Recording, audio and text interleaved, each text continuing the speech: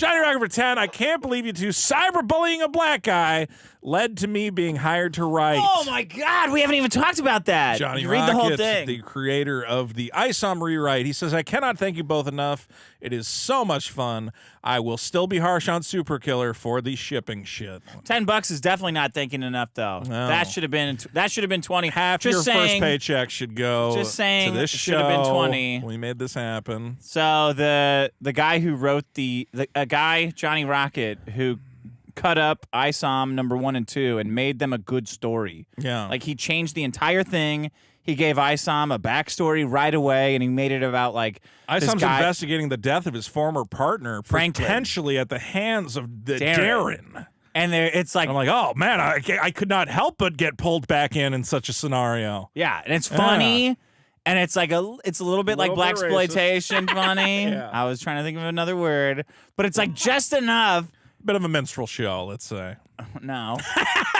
Did you see Alex Stein came on EVS and said that the Blaze told him to lay off Eric July? Yes. The Blaze told him specifically. Yes.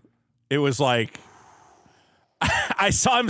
There's a lot of guys in There was these. a little tumbleweed that blew by behind Ethan Van Scivers when he said that. Right, because here's the thing: is like I know my problem is that I can't shut my mouth, right? But then I see other guys, and I'm like, oh, Alex Stein will do good because he knows how to shut his mouth.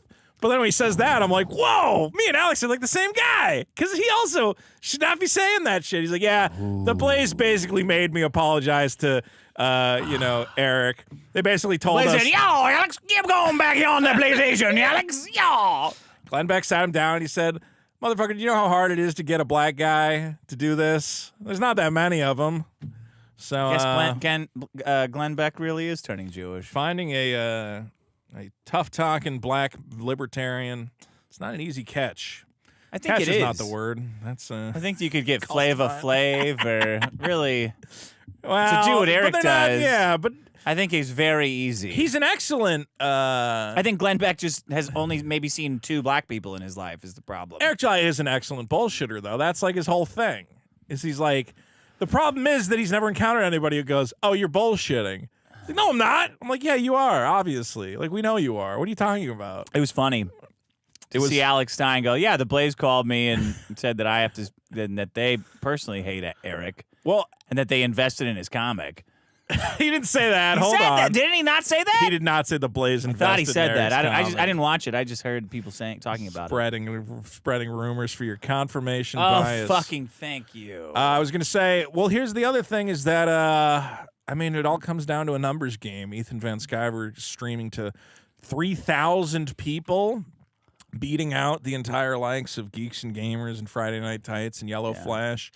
And Alex came on and he basically said that multiple times. He's like, listen, man, you're streaming to 3,000 people. Like, I know where the bread is buttered. You go where the audience is.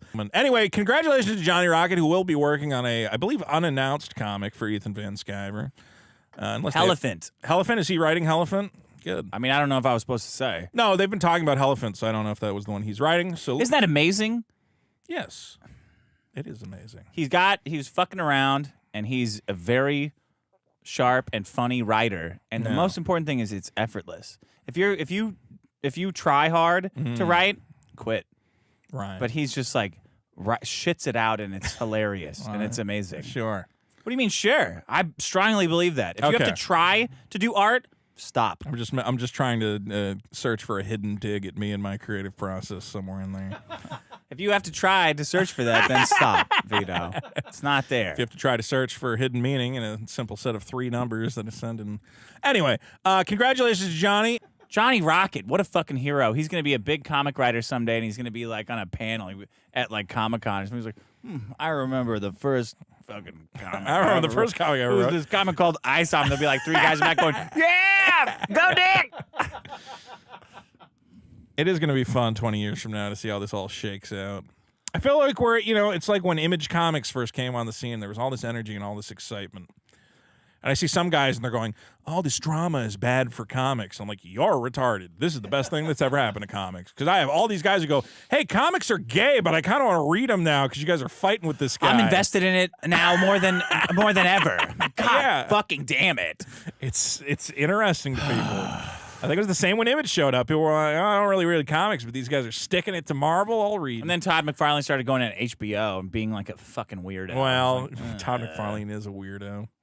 And then he lost all his money to Tony Twist because he couldn't not call him a pedophile.